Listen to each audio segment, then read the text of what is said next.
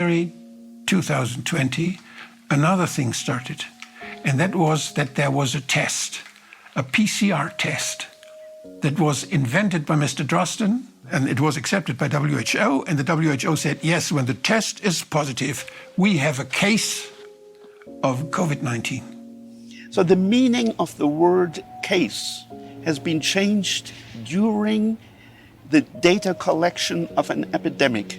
That is, for an epidemiologist and for everybody else, the worst thing that can happen. Because I realized very quickly that it was used to define cases. Cases, for us, in our language, is about patients.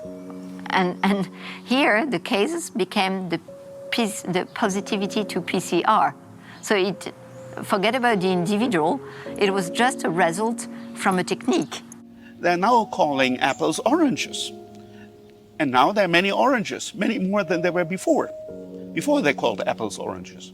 Even the WHO agrees that it's not enough for a PCR test for you to test positive on a PCR test, but you need symptoms. And it's never, in the history of mankind, in the history of medicine, there has never been testing of healthy people. You should not be using this test on people without symptoms. Mass testing of people without symptoms has no underpinning science at all.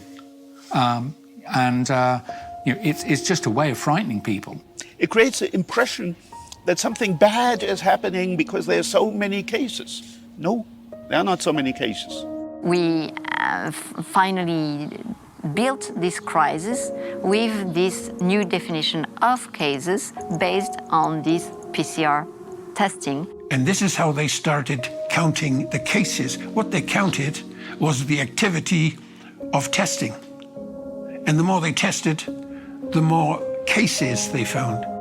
$100 billion to roll out a nationwide testing. For starters, we're at about 1 million tests per week. To the point where there will be millions of tests per several weeks.